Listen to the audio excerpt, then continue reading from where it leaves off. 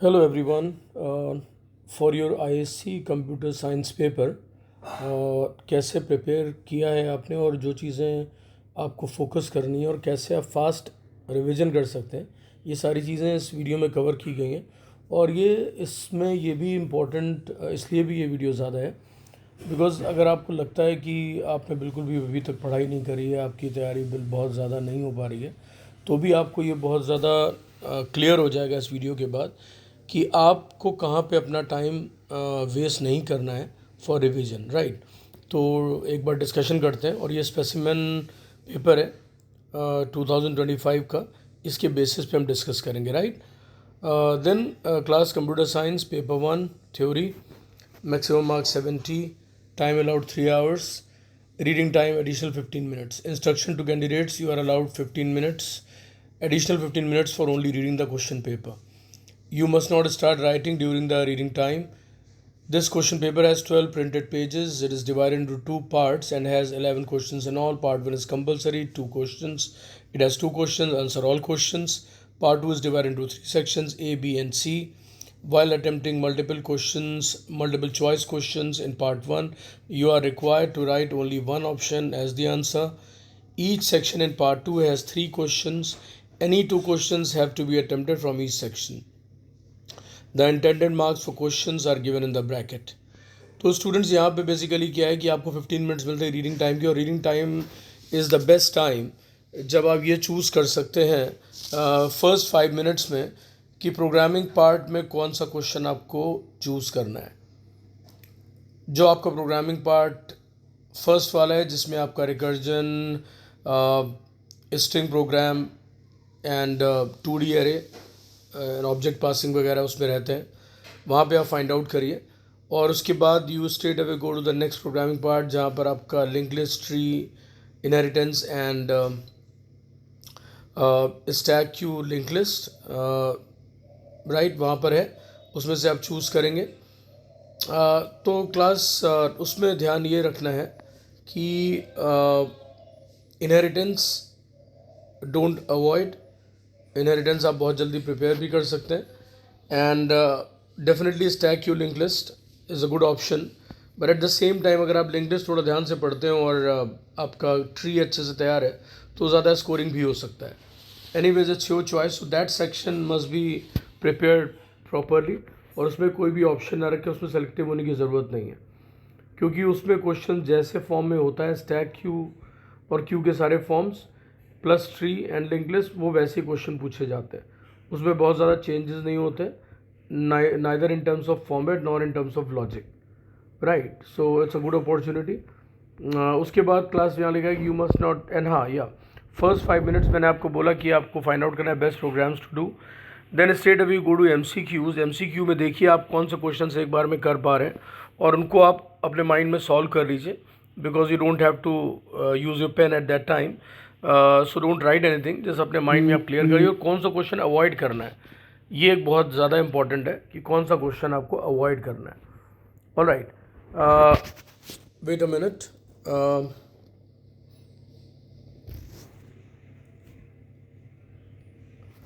Now students, आपको मैंने बोला कि कौन सा क्वेश्चन अवॉइड करना है फॉर द टाइम बीइंग, जो आप बाद में अटेम्प्ट करोगे। उसके बाद आप जाओगे स्ट्रेट अवे अपने के मैप वाले पार्ट पे। के मैप वाले पार्ट में आप देखिए encoder, decoder, multiplexer, half adder, full adder वगैरह कहाँ पे मिलेगा। प्लस आपके के मैप के जो केस स्टडी वाला क्वेश्चन होता है वो देख लीजिए। प्लस आपको जो डायरेक्ट क्वेश्चंस होते हैं जिसमें आपको SOP एंड POS एक्सप्रेशन को रिड्यूस करना होता है, जहाँ वैल्यूज़ डायरेक्टली दी होती हैं विद सिग्मा एंड पाई, और उसको के मैप में आपको सॉल्व करना पड़ता है। तो वो आप चूज़ करिए उसमें से कौन से आपको क्वेश्चंस पिक करने हैं। तो ये आपकी स्ट्रैटेजी रहेगी ड्यूरिंग द रीडिंग टाइम। उसके बाद आपका जैसे ही पेपर स्टार्ट होता है आप जल्दी से MCQ वो मार्क कर लीजिए जो आपको आते हैं। Then you straight away do the K map and everything, encoder, decoder, multiplexer, half adder, full adder जो भी आया हुआ है, और उसके बाद आप प्रोग्रामिंग पे चले जाएंगे, ठीक है। तो उसमें टाइम डिवीजन रखिए। MCQs are within 15 minutes, उसको वाइंड अप करिए। Then you go to the boolean part. Boolean part आप जो है 30 to 40 मिनट्स आप लेंगे, वो फिनिश करेंगे। और उसके बाद 10 to 15 मिनट्स ईच प्रोग्राम, जो आपका फर्स्ट सेक्शन का है, जो मैंने बोला string, 2D array and recursion का, वो आप फिनिश करेंगे। और इन प्रोग्राम में अगर आपको कुछ भी डिफ़िकल्ट लगता है, जो एक लॉजिकल पार्ट होता है, वो हार्डली 3 मार्क्स का होता है। तो आप उन 3 मार्क्स से फोकस ना करके आप जो आपको मैक्सिमम पार्ट 7 या 6.5 मार्क्स का आता है, उसमें कोई भी एरर ना हो, ये आपको you have to make it sure. Comment ज़रूर लिखिएगा, डॉक्यूमेंटेशन क्योंकि इंपॉर्टेंट है। आप 1-2 कमेंट लिखिए, दैट्स गुड इनफ। और उसके बाद आप जाइए straight away, go to the second programming part, जहां आपको inheritance, stack queue, link list, tree आपका है, उसमें से कोई 2 पिक करके आप कर लीजिए। एक्स्ट्रा क्वेश्चन के टेम्पटेशन में मत पड़िएगा। बेटर है कि आपने जो किया है उसको आप बहुत बहुत अच्छे से रिवाइज़ करिए कि उसमें से आपका एक भी मार्क नहीं कटना चाहिए। ऑलराइट, उसके बाद आप जाएंगे, यू मस्ट नॉट सॉरी, उसके बाद जब आप पेपर करेंगे, सॉरी मैं इंस्ट्रक्शन का नेक्स्ट पार्ट पढ़ रहा हूँ। You must not start writing during this time, you are already aware of that. This question paper has 12 printed pages. तो ये सारा डिटेल बताया हुआ, 2 पार्ट्स हैं, 11 क्वेश्चन है। पार्ट 1 कंपलसरी है, पार्ट 2 में पार्ट 1 में 2 क्वेश्चन आर देयर, आपको सारे क्वेश्चन करने हैं क्योंकि वो कंपलसरी है। Part 2 is divided to 3 sections A, B and C while attempting multiple MCQs or multiple choice questions in part 1 you are required to write only one option as the answer।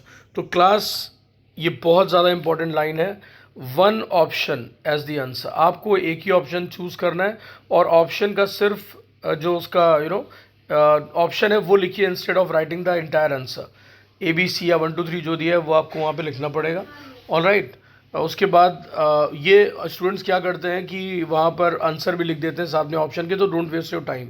और ये smartness बिल्कुल भी मत दिखाइए कि आप जो option लिखिए और ऑप्शन के साथ आपने आंसर दूसरा लिख दिया और आपने सोचा कि एग्जामिनर उसको कंसीडर कर लेगा और उसमें मार्क मिल जाएगा। तो इससे आप एरर के चांसेस ख़त्म हो जाते हैं और इसका आपको बेनिफिट मिलेगा। ऐसा कोई बेनिफिट भी नहीं मिलेगा, जो आपने पहले लिखा होगा आपको उसी के मार्क्स मिलने वाले हैं। ऑलराइट, उसके बाद स्टूडेंट देखिए, each section in part 2 has 3 questions, any 2 questions have to be attempted from each section।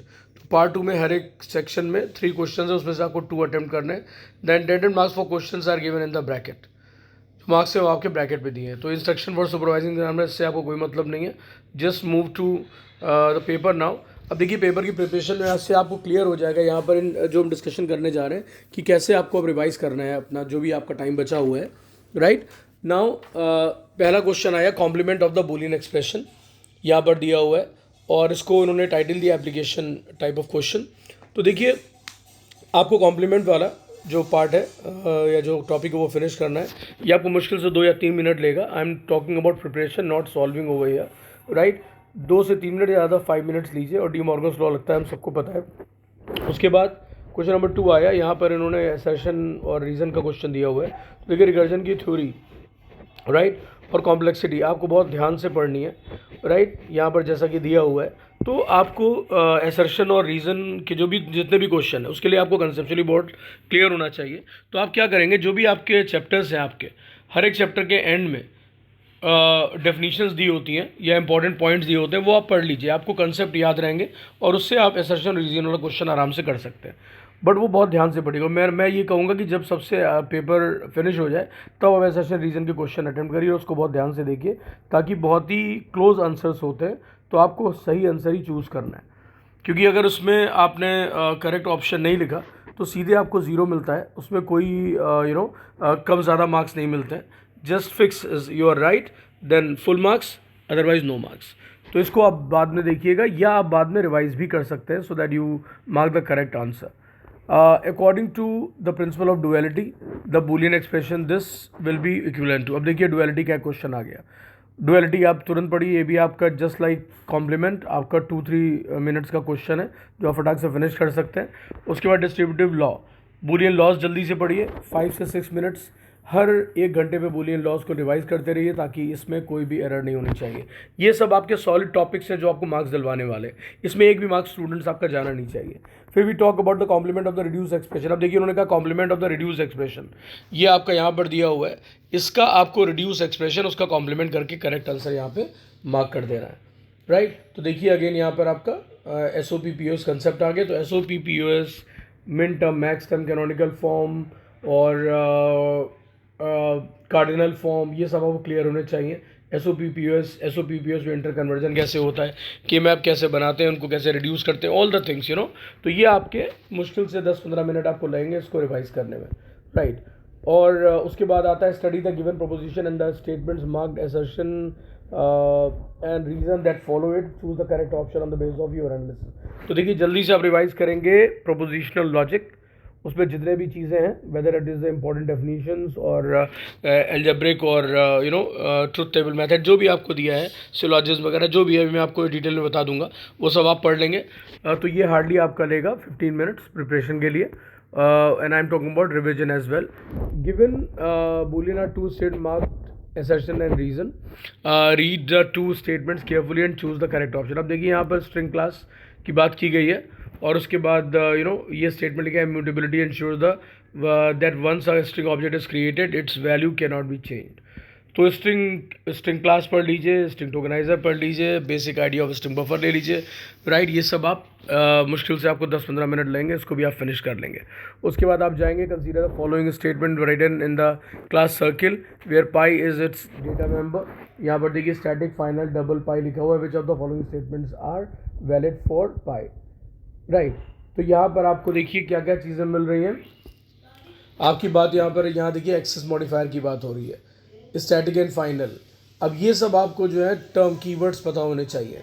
तो डेटा टाइप्स पढ़ लीजिए, ये आपके कीवर्ड्स पढ़िए। तो जितने भी कीवर्ड आपके अवेलेबल है, नॉट ओनली दिस, आपका एक्सटेंड्स दिस कीवर्ड है, आपका न्यू कीवर्ड है। सो जनरली जो कीवर्ड्स आपके कोर्स में वो सारे आप अपनी बुक में देख के इसको आप रिवाइज करिए, इसको पढ़ लीजिए, ये कहीं पे भी काम आ सकता है। उसके बाद देन वी टॉक अबाउट, अब देखिए यहाँ पे कॉम्प्लेक्सिटी आ गया, बिग ओ नोटेशन आ गया, state the difference between O N square. तो अब आप कॉम्प्लेक्सिटी पढ़िए, कॉम्प्लेक्सिटी भी ये 5 मिनट्स का चैप्टर है, इसको जल्दी से देख लीजिए। उसके बाद अब देखिए आया next question, of full adder needs 5 gates and those are 3 and gate, 1 OR gate and 1 XOR gate when a full adder is constructed using 2 half adders and it also requires 5 gates. State the names along the quantity of those gates। तो यहाँ पर आपको full adder and half adder, encoder, decoder, multiplexer, ये सारे और concept of adder, ये सब clear होने चाहिए। इनके सर्किट बनाइए ताकि इस तरह के क्वेश्चन जब भी आएंगे, कितने गेट्स रिक्वायर्ड है, कैसे कॉम्बिनेशन बनता है, वो सब आप तुरंत स्पेसिफाई कर सके, राइट। और इसी क्वेश्चन में आप देखिए जोर की भी बात आई, और की भी बात आई, एंड की भी बात आई। तो इसको एक एक क्वेश्चन जब आप देखते हो ना, तो उससे क्लियर होता जाता है कि मेरा ये टॉपिक प्रिपेयर है कि नहीं है। तो आपका नॉट, एंड, और उसके बाद आपका जोर, एक्सनॉर, नैंड, नॉर, ये सब प्रिपेयर कर लीजिए। और नैंड के रिप्रेजेंटेशन ऑफ एंड और not, nor representation of and और नॉट, और कोई एक्सप्रेशन दी हो, कोई सर्किट दिया हो, या एक्सप्रेशन को आपको सिर्फ नैंड में रिप्रेजेंट करना है, नॉर में रिप्रेजेंट करना है, इस तरह के टॉपिक जो मिसलेनियस है वो जल्दी से पढ़िए। ये 2 to 3 मिनट्स के टॉपिक्स है। उसके बाद convert the following infix to prefix form. तो देखिए infix to prefix and postfix आप जल्दी से प्रैक्टिस करिए 5 मिनट्स के, ये आपका हो जाएगा। उसके बाद ये हमेशा आता है, इनफैक्ट फ़र्क सिर्फ इतना होता है, कई बार वो पोस्टफिक्स खाली पूछ सकते हैं, कई बार इनफिक्स पूछ सकते हैं, प्रीफिक्स पूछ सकते हैं। तो वो आपको दोनों ही फॉर्मेट आने चाहिए। 5 मिनट्स के कंसेप्ट हैं। उसके बाद आप आ जाइए रो मेजर, कॉलम मेजर। तो कभी वो रो मेजर पे एड्रेस पूछेंगे, कभी कॉलम मेजर के फॉर्म में आ जाएगा, वो आप प्रिपेयर करिए। इसमें कम से कम आपको 7 to 10 क्वेश्चन करने हैं, बिकॉज हर क्वेश्चन एक अलग फॉर्मेट में है बोर्ड में। तो जहाँ आप 10 ईयर्स के, 5-6 ईयर्स के करते हैं, आपको तुरंत वो वहाँ पे अवेलेबल हो जाता है। उसके बाद आप straight away go to the ये देखिए यहाँ क्वेश्चन दिया हुआ है कि the following function is a part of some class, assume x is a positive integer if is f is the lower bound of ARR and n is the upper bound of ARR, answer the questions given below along with the dry run working। तो यहाँ पर देखिए function दिया हुआ है और यहाँ पूछा गया कि what will the function get it return if ARR square bracket 10 20 30 40 and 50 and s equal to 50। What is the function get it perform apart from recursion। तो देखिए यहाँ पर आपको रिकर्जन के जो कंसेप्ट है उसकी वर्किंग की बहुत क्लैरिटी होनी चाहिए, तो तभी आप इस क्वेश्चन को आप यहाँ पे कर पाएंगे। और उसके बाद यहाँ पे ध्यान से देखिए कि ये गेट इट जो फंक्शन है ये क्या परफॉर्म कर रहा है apart from the recursion, right. उसके बाद देखिए एक और क्वेश्चन आता है, the following is a function of class Armstrong. This recursive function calculates and returns the sum of the cube of all the digits of num, where num is an integer data member of the class Armstrong. A number is said to be Armstrong if the sum of the cubes of all its digits is equal to the original number. There are some places in the code marked by 1, 2, 3, which may be replaced by a statement expression so that the function works properly। अब यहाँ पर ये देखिए जो यहाँ पर question दिया गया है, सॉरी फंक्शन दिया गया है, उसके कोड में इन्होंने कुछ ब्लैंक स्पेसेस छोड़ी हैं जो रिप्रेजेंट हो रही है question number 1, sorry question mark 1, question mark 2, question mark 3, question mark. तो यहाँ पर आपको फिलअप करना है कि क्या कोड आएगा, और उन्होंने पहले स्पेसिफाई कर दिया कि what this code is all about, इस कोड से क्या होता है। तो आप इसको लॉजिकली समझ के तब आप इसको फिलअप करेंगे। मेरा सजेशन ये है कि जो आपका ये जो क्वेश्चन है, एक आपका ये आउटपुट वाला, और जो आपका यहाँ पर क्वेश्चन आया है दिस वन जहाँ फिलअप दी ब्लैंक्स वाला है, ये क्वेश्चन जब रीडिंग टाइम में आप पढ़ लोगे, अगर आपको इजी लगता है तो ठीक है, अगर ज़रा भी आपको डाउट है तो मैं आपको सजेस्ट करूँगा जब आप पूरा पेपर फिनिश कर लीजिए, वो आप एंड में इसको अटैम्प्ट करिए, क्योंकि आपको बिगिनिंग में ऐसा कोई भी क्वेश्चन अटैम्प्ट नहीं करना है जो आपके माइंड को टायर्ड कर दे। ऑलराइट, आपको बिल्कुल माइंड को थकने नहीं देना है, जस्ट स्मूथली जितना आप कर सकते हैं, राइट, वो आप पहले अटेम्प्ट करिए, और जितना भी आपका कॉम्प्लेक्स पार्ट आपको लगता है जहाँ टाइम लग सकता है, तो उसमें उसको आप एंड में अटेम्प्ट करेंगे। ऑलराइट, और मैं आपको फिर से एक बार क्लियर कर देता हूँ, बहुत इंपॉर्टेंट चीज़ है, हर एक प्रोग्राम में 3 to 3.5 मार्क्स का पार्ट डिफ़िकल्ट होता है। अगर मैं 3+3 करूँ तो पूरे प्रोग्राम में 6 मार्क्स का आपको हो गए, जो फर्स्ट प्रोग्रामिंग सेक्शन में आपको बता रहा हूँ, तो वो डिफ़िकल्ट हो सकता है, दैट्स फाइन। उसके बाद आपके ये वाले जो क्वेश्चन मैंने अभी आपको दिखाई, output of fill the blanks वाले, यहाँ पर देखिए 3 मार्क्स का है क्वेश्चन, और यहाँ पर देखिए 1 1 1 3 मार्क्स का है, तो टोटल 6 मार्क्स का ये हो गया। तो 6 + 6 12 मार्क्स, मैं 88 मान के चल रहा हूँ, और इसमें भी आप कुछ चीज़ें सही कर लेंगे, तो मैं वर्स्ट सिनारियो की अगर बात करूँ तो भी आपके 90% मार्क्स कहीं गए नहीं हैं। अगर आप इस तरफ बहुत ज़्यादा ध्यान ना दें, अभी आप पहले नॉर्मल जो मैं आपको टॉपिक्स कर रहा हूँ उनकी आप प्रिपरेशन बहुत अच्छे से करिए। उसके बाद इस टाइप के क्वेश्चन की मुश्किल से 3-4 क्वेश्चन की आप प्रैक्टिस कर लीजिए, तो इसमें से भी आप काफ़ी सारी चीज़ें सही करके आ सकते हैं। तो ये आपकी स्ट्रैटेजी रहनी चाहिए आपकी प्रिपरेशन की और रिविजन की, जो आप अभी आप कर रहे हैं। उसके बाद मैं आ जाता हूँ स्ट्रेट अवे पार्ट 2 पे, 50 मार्क्स। यहाँ पर देखिए एक के मैप का क्वेश्चन है पूरा, और 5 मार्क्स यहाँ पर ये लिखा हुआ है, फर्स्ट ये दिया हुआ है। उसके बाद ये देखिए सेकंड पार्ट यहाँ पर 5 मार्क्स है, टोटल 10 मार्क्स का है, तो पूरा के मैप बेस्ड है। तो इसमें आपको क्या क्या आना चाहिए, इसमें आपको पता होना चाहिए कि how to draw K map, how to draw the truth table, और आप कैसे उसमें आउटपुट्स निकालते हैं। उसके बाद आपको सबसे एक यहाँ इंपॉर्टेंट चीज़ बहुत ध्यान से देखिए, क्वेश्चन को बहुत ध्यान से पढ़िएगा। यहाँ लिखा हुआ है draw the truth table for the inputs and outputs given above. तो ट्रुथ टेबल और प्रॉपर यानी कि करेक्ट इनपुट और करेक्ट आउटपुट के मार्क्स होते हैं, तो इस पार्ट को बहुत अच्छे से करिएगा। फिर उन्होंने कहा right the SOP expression for XERSC। तो उन्होंने पहले बता दिया कि SOP चाहिए, तो इसके बेसिस पे आप पूरी SOP एक्सप्रेशन ज़रूर लिखेंगे, क्योंकि उसके प्रॉपर मार्क्स होते हैं। अगर आप वो नहीं लिखेंगे तो आपका पूरा क्वेश्चन सही भी हो तो भी आपका 1 मार्क चला जाएगा। तो इसमें ध्यान क्या रखना है, truth table with the correct outputs, inputs and outputs, and proper SOP, या अगर POS पूछा गया तो POS एक्सप्रेशन। अब उसके बाद स्टूडेंट्स यहाँ पे देखिए रिड्यूस द अबव एक्सप्रेशन, ये जो दी हुई है 4 वेरिएबल के मैप की, उसमें वेरियस ग्रुप मार्क करके एक्सप्रेशन को रिड्यूस करिए। फिर draw the logic gate diagram for reduce expression, assume that the variable and their complements are available as the inputs. Alright, तो तब आप जब इस जितना पार्ट कर लेंगे ट्रुथ टेबल और करेक्ट इनपुट आउटपुट वाला, एंड देन SOP आपने जो लिख दी है, उसके बाद ही आप इस पार्ट पे आएंगे और वहाँ पे आप के मैप बनाएंगे। के मैप में डिफरेंट ग्रुप यूज़ करके आप उसको रिड्यूस करेंगे, राइट। और उसके बाद आप यहाँ पर सर्किट डायग्राम, ये सारे पार्ट्स हैं, कोई भी पार्ट से छूटना नहीं चाहिए, क्योंकि ये क्वेश्चंस ऐसे हैं जो आपको सॉलिड 10 मार्क्स के लिए लेके जाते हैं, एक भी मार्क इस पर नहीं कटेगा। तो इसके कम से कम आप अभी बैठ के 4 to 5 क्वेश्चन लगाइए विदाउट टेकिंग एनीबडीज हेल्प, और अपनी एक्यूरेसी फाइंड आउट करिए कि आप अभी कहाँ स्टैंड करते हैं। नाउ क्वेश्चन नंबर 4 पे हम गए, रिड्यूस द बूलियन फंक्शन। अब देखिए यहाँ पे स्मार्टनेस इन्होंने क्या दिखाई है, what they have done that, उन्होंने instead of writing the cardinal form, इन्होंने कैनोनिकल फॉर्म दे दी, यानी कि नंबर्स देने के बजाय कि ये 0 है कि 1 है कि क्या है। यहाँ आपकी कितनी चीज़ों की टेस्टिंग हो गई। सबसे पहले टेस्टिंग होगी आपको मिन term, max term, SOP and POS का बहुत कंसेप्ट क्लियर होना चाहिए, कहाँ कॉम्प्लीमेंट करते हैं, कहाँ नहीं करते, कहाँ डॉट लगाते हैं, कहाँ प्लस लगाते हैं। जब ये क्लियर होगा तब आप इन जो एक्सप्रेशन से, जो कि अभी एक POS या प्रोडक्ट ऑफ सम एक्सप्रेशन है, उसके आप मैक्स टर्म से कार्डिनल वैल्यूज़ निकाल पाएंगे, राइट। और आप तब जाके के मैप ड्रॉ करेंगे, और इन वैल्यूज़ के लिए जैसे P + Q + RS लिखा है, तो ये बेसिकली क्या रिप्रेजेंट कर रहा है, 0 0 0 0, 4 zeros, यानी 4 0 क्या रिप्रेजेंट करते हैं, 0। क्यों, क्योंकि यहाँ पर 0 को कॉम्प्लीमेंट नहीं करते, इसमें 1 को कॉम्प्लीमेंट करते हैं, किसमें, मैक्स टर्म में। तो इसीलिए पहली वैल्यू 0 आई। तो के मैप जब आप बनाओगे तो 0 जो वाला जो बॉक्स होगा वहाँ पर आप क्या मार्क करोगे वहाँ पे आप मार्क करोगे zero, because POS always opt for zeros, ठीक है ना। उसके बाद नेक्स्ट वाले पे आ गए। यहाँ पर मीनिंग क्या है, 0 0 0 1, बिकॉज वहाँ कॉम्प्लीमेंट 1 को करते हैं, तो सेकंड वैल्यू 1 आ गई, तो आप इधर के मैप पे 1 प्लॉट कर लोगे। फिर जब सारे आप मार्क कर लोगे ग्रुप्स, सॉरी वैल्यू आप फिलअप कर लोगे, ज़ीरोज़ लिखोगे, मतलब यहाँ पर 0 के लिए आपने 0 लिखा, और 1 बॉक्स के लिए, बॉक्स नंबर 1 के लिए आपने 0 लिख दिया। इधर है बाकी वैल्यूज़ भी आप मार्क कर लोगे, फिर आप उनके ग्रुप बनाओगे। और हमेशा ध्यान रखिए के मैप में we always go for the biggest group. Biggest group क्या है students, that is octet. Octet नहीं मिला तो आप क्वाड, क्वाड नहीं मिला तो आप पेयर के लिए जाओगे। उसके बाद आप यहाँ पे उसके बाद रिड्यूस कर लोगे। यहाँ पर कोई भी गेट नहीं बनाना है, ऑलराइट। उसके बाद आपके उसके बाद इसका सेकंड, ये आपका 4 पार्ट का हो गया। 4 पार्ट के बाद जो सेकंड पार्ट आया, draw the logic gate diagram for reduce expression. तो जो रिड्यूस आपकी एक्सप्रेशन आई है, अब उसका लॉजिक गेट डायग्राम बनाइए, और यहाँ पर आपकी जो इसके मार्क है वो 1 मार्क है, ठीक है। तो टोटली 5 मार्क का। इसी तरीके से आपका दूसरा पार्ट है, इसमें यहाँ पर कहा कि from the given logic diagram दे रखा है।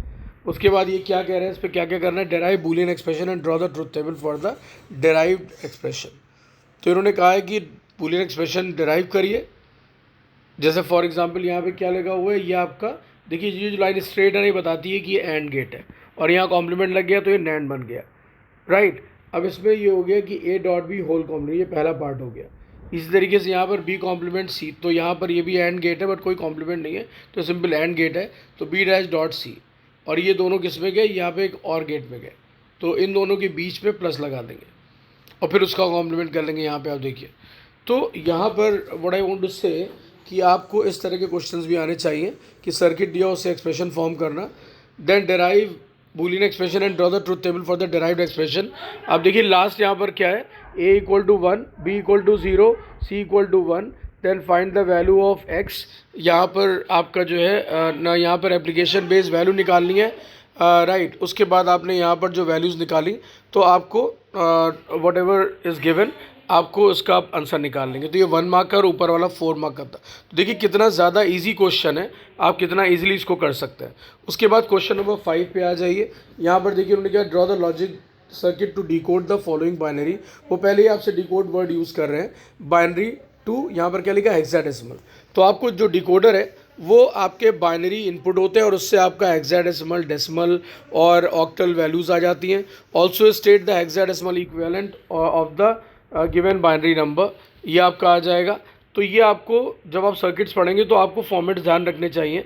तो please do this question, right. Different है but still it is coming from the same area which I have already talked about. उसके बाद verify if the following proposition is valid using the truth table. अब यहाँ पर x, यहाँ पर ये symbol बना हुआ है। अब आपको प्रोपोजिशनल लॉजिक के जितने भी सिंबल हैं वो भी आपको क्लियर होने चाहिए। आपको खाली ये नहीं मालूम कि x dot Y is x and y, यहाँ पर आपको कंजंक्टिव भी क्लियर होना चाहिए। तो ये आपको एक्सप्रेशन दी हुई है और इसकी वैलिडिटी आपको पता लगानी है थ्रू द ट्रूथ टेबल। उसके बाद answer the following questions relate to the below image. ये इनपुट्स यहाँ पे दे दिए। अब आपसे पूछा है कि what is the output of the above gate if input is 0 and 1। तो देखिए यहाँ पर क्या है, बेसिकली ये आपका एक इस तरह का लाइन बनी हुई है, कर्व हो गई है, जहाँ पर इनपुट आ रहे हैं। तो ये बेसिकली और को रिप्रेजेंट कर रहा है। जब ये लग गया बबल तो ये नॉर बन गया। तो यहाँ पर आपको मालूम होना चाहिए कि जब A 0 और B 1 हो तो क्या आउटपुट आता है। उसके बाद what are the values of the inputs if output is 1। तो यहाँ पर 1 कब आएगा वो भी आप, उसमें आपको दोनों साइड से पूछा गया है। एक बार इनपुट कॉम्बिनेशन से आउटपुट पूछा गया, एक बार आउटपुट के बेसिस पे इनपुट कॉम्बिनेशन पूछा गया है। तो वेरी इंटरेस्टिंग क्वेश्चन।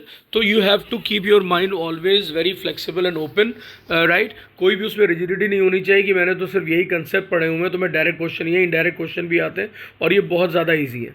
अभी मैं आपको और ज़्यादा पेपर्स भेजूंगा जिसको आप सॉल्व करके डिफरेंट टाइप के क्वेश्चंस के लिए प्रिपेयर कर सकते हैं। अब यहाँ पर आ जाते हैं नेक्स्ट पार्ट पे, प्रोग्रामिंग आ गई। यहाँ लिखा हुआ each program should be written in such a way that it clearly depicts the logic of the program. This can be achieved by using mnemonics, names and comments in the program, flow chart and algorithm are not required, the program must be written in Java. Question number 6 को देखिए, given are the two string. तो ये string का program है, हमेशा आएगा एक string का प्रोग्राम। तो यहाँ ध्यान दीजिए, डेटा मेंबर्स दिए, मेंबर फंक्शन दिए हैं, पहला कंस्ट्रक्टर है, कंस्ट्रक्टर के बाद इनपुट फंक्शन है, डिस्प्ले फंक्शन दिया हुआ है और आपसे कहा गया है कि define a main function also. तो देखिए इतना सब आपको काम करना है और उसमें जो एक डिफ़िकल्ट पार्ट होगा जो आपको करने में टाइम लगता है वो है वॉइड फॉर्म, जो कह रहा है कि the form to form the new string NSTR after removal of character present in mask from the original string. तो अगर आपको इस वाले पार्ट में थोड़ी गड़बड़ भी होती है तो एटलीस्ट आपके 7 मार्क्स सिक्योर हैं, राइट। कि जनरली ये पार्ट जो डिफिकल्ट वाला होता है, थोड़ा कॉम्प्लेक्स होता है, हमेशा 3 to 3.5 मार्क्स का मैक्सिमम होगा। तो stay focused upon the other areas, उसकी बार बार प्रैक्टिस करिए 10 ईयर्स या मॉडल पेपर से, वो आपको ज़्यादा मार्क्स दिलाएगा। आप क्या करते हो, अपना प्रिपरेशन जब आप करने बैठते हो तो 80% ऑफ द टाइम आप जस्ट यू फोकस अपॉन कि जितने भी आपके जो लॉजिकल पार्ट है, लाइक कभी आप 2D पे चले गए, वहाँ पर आप कॉलम रो के सम निकालना या आपका जो है कॉर्नर एलिमेंट्स निकालना, नॉन बाउंड्री एलिमेंट, वो सब ठीक है। ये सब टेक्निक आपको मालूम होनी चाहिए कि at least you can handle the logical part as well. But जब आप प्रिपरेशन की बात करते हैं कि मुझे इतना सॉलिड करना है, तो आप उतना ज़्यादा टाइम उधर डिवोट मत करिए जितना आप दूसरी साइड टाइम इन्वेस्ट करके ज़्यादा मार्क्स ला सकते हैं, राइट। आपको पूरा कोर्स ही करना है अल्टीमेटली, बट इसमें आप श्योर नहीं रहते हो कि कौन सा क्वेश्चन आ जाएगा। तो जब आप बाकी सब, जैसे आपने 7-8 प्रोग्राम्स कर ली विद द लॉजिकल पार्ट, तो आपका एक बेस तो बन ही जाता है। बाकी आप अदर एरियाज़ पे ज़्यादा अगेन एंड अगेन प्रैक्टिस करिए, क्योंकि इन एरियाज़ में एक भी मार्क नहीं जाना चाहिए, ये हमेशा बहुत स्कोरिंग होते हैं। And don't forget to write the comments. अब यहाँ पर आगे देखिए 2D एरे का, ये आपका एरे का प्रोग्राम आया, 1D एरे है, और इसमें जो मेन टास्क था कि आपको मिक्स करना है। तो यहाँ पर भी देख लीजिए, आपको क्लास बनाए, डेटा मेंबर बनाइए, उसके बाद कंस्ट्रक्टर बना लीजिए। कंस्ट्रक्टर की बहुत प्रैक्टिस करिए स्टूडेंट्स। उसके बाद इनपुट फंक्शन है, डिस्प्ले फंक्शन है, ये कॉमन चीज़ मिली। अब देखिए ये फंक्शन मिला बीच वाला, तो इसको आप बाद में अटेम्प्ट कर लें, या इसको आप जैसे भी करेंगे तो एटलीस्ट में मार्क्स ऊपर नीचे हो सकते हैं। बट अदर पार्ट जो आपका 7 वाला है, वो देखिए कितना ईजी है। और देखिए फिर से उन्होंने कहा डिफाइन है मेन फंक्शन। मेन फंक्शन में ऑब्जेक्ट बनाने की प्रैक्टिस करिए, और अलग अलग फंक्शन जिनको कॉल करना हो तो वो भी करिए, और अननेसेसरली कोई भी फंक्शन कॉल मत करिएगा, ठीक है।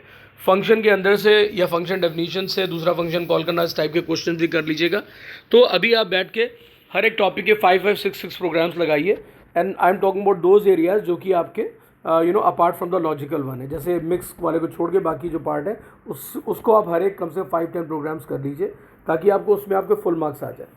उसके बाद आप इनकी टेक्निक्स की प्रैक्टिस करिएगा। आप देखिए इसमें ऑब्जेक्ट पासिंग भी आ गई, तो जो एरे है उसके साथ ऑब्जेक्ट पासिंग, और आपके पास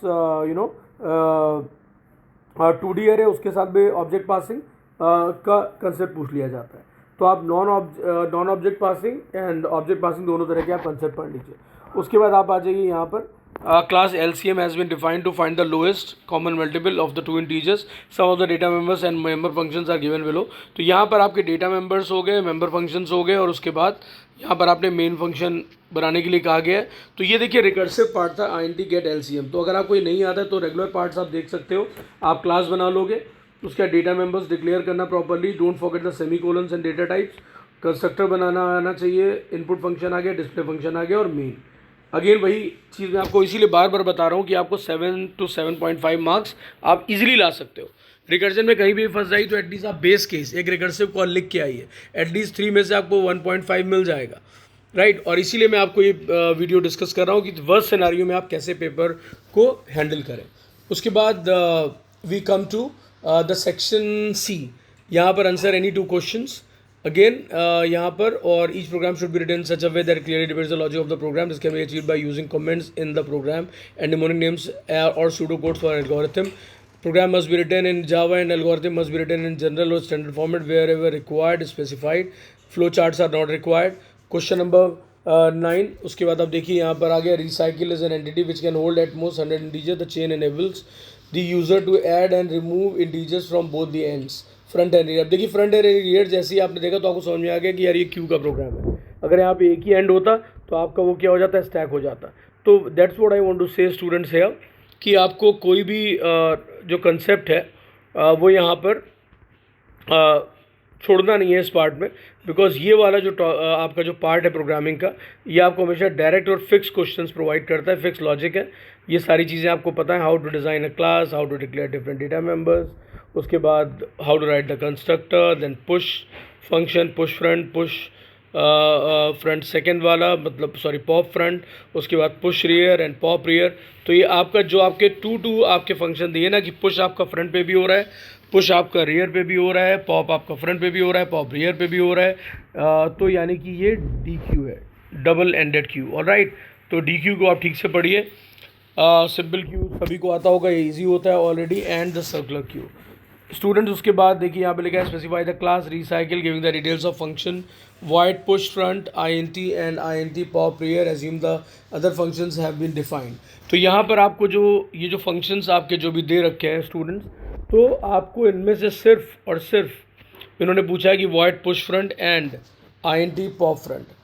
लेकिन मैं आपको हमेशा सजेस्ट करता हूँ कि जब भी इस तरह का प्रोग्राम है, don't go for the selective functions, write the complete program, क्योंकि आपको कंप्लीट प्रोग्राम से ही आपको सेंस क्लियर होगा कि क्या चीज़ कहाँ से कैसे कनेक्टेड है और वो कैसे वर्क करी। तो जो डोंट बी सिलेक्टिव और टाइम बचाने के चक्कर में पता चला कि ये तो मार्क्स क्या नहीं, तो वो पार्ट ना लिखें। Right, main function algorithm need not to be written, तो ठीक है मेन फंक्शन मत लिखिएगा, बट बाकी सारा जो प्रोग्राम है with all the function the data members you have to write. It's a very very important advice, right everybody. तो don't leave any part of this question. उसके बाद हम आते हैं, इन्होंने पूछा name the entity described above and state its principle. अभी मैंने आपको बता दिया कि वो जो आपका है वो क्यू है, और जब ये देखा कि आपका फ्रंट और रियर दोनों पे आपका पुश और पॉप हो रहा है, तो यहाँ पर क्लियर आंसर होगा कि ये डी क्यू है। ऑल राइट, और डी क्यू के साथ साथ इन्होंने पूछा है कि स्टेट इज प्रिंसिपल, तो क्यू का प्रिंसिपल होता है फर्स्ट इन फर्स्ट आउट, तो FIFO is the principle, right everybody. तो इतना सा लिखने के आपके कितने मार्क्स है, 1 मार्क है। तो आप देखिए कितना ज़्यादा स्कोरिंग है, और ये आपके सिर्फ 4 मार्क्स का ऊपर वाला है। तो ये मैंने आपको बोला कि पूरा पार्ट यहाँ पे लिख के आइएगा, तो आपको उसमें से करेक्ट आप फंक्शन लिख पाएंगे और उसके आपको मार्क्स मिल जाएंगे।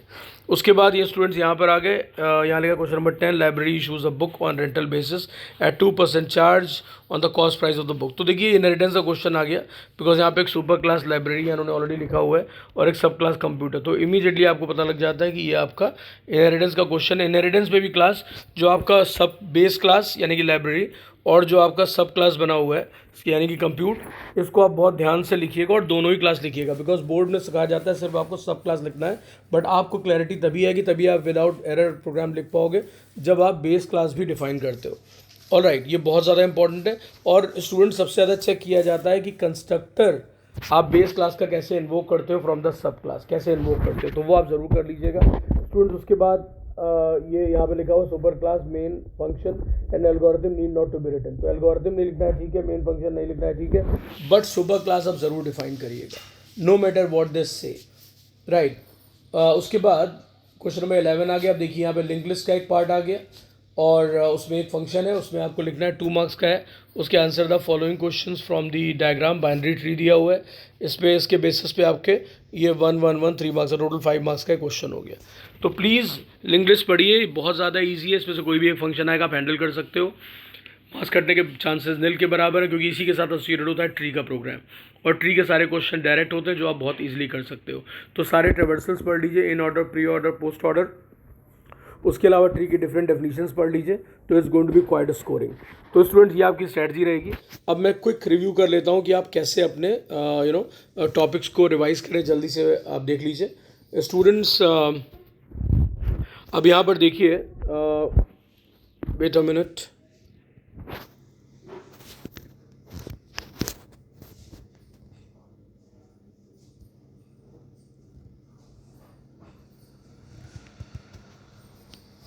टू यहाँ पे लिख के आ रहा है, let me show it to you. Practice करनी है 5 questions of K map, 5 questions of K map case study. 2 type के होते हैं, एक आपके नॉर्मल प्रोग्राम और एक केस स्टडी, दोनों करने हैं आपको। उसके बाद इनहेरिटेंस 5 क्वेश्चंस करिए जल्दी से, और बहुत फास्ट स्पीड में करिए। इंटरफेस देख लीजिए कंसेप्ट, और उसके 2 क्वेश्चंस आप देख लीजिए, कैसे बेसिक फॉर्मेट बनता है इंटरफेस का, 2D और उसकी different operations, recursion, different operations, string different operation. अभी आप पहले जब आप ये 5 के मैप कर लेते हैं, तो के मैप करने के बाद स्ट्रेट अवे आप जाएंगे इन कंसेप्ट पे। यहाँ पर आप देखिए, let me show it to you. Assertion के बाद लिखा है row major, column major, infix to postfix, infix to prefix. फिर आप प्रिपेयर करेंगे Boolean laws, both the ways, यानी कि आपको अगर आपसे नेम दिया हो, लॉ पूछा हो तो भी आप कर लीजिए, एंड अगर आपको जो है लॉ दिया हो और नेम पूछा हो तो भी आप कर लीजिए। उसके बाद किसी भी एक्सप्रेशन को कॉम्प्लीमेंट करके कैसे वर्क करते हैं, डी मॉर्गन्स, वो भी आप कर लीजिए। उसके बाद then we talk about, wait a minute, यहाँ पे आप देखिए डुअलिटी पढ़ लीजिए, nor nand and nor logic पढ़िए। उसके बाद यहाँ पर आप देखिए एक मिनट,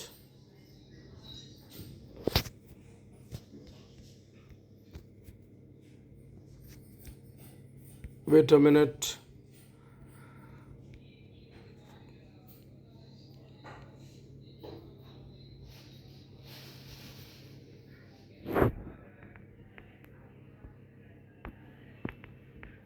के मैप में आपको डेफिनीशंस आपको पता होनी चाहिए, राइट।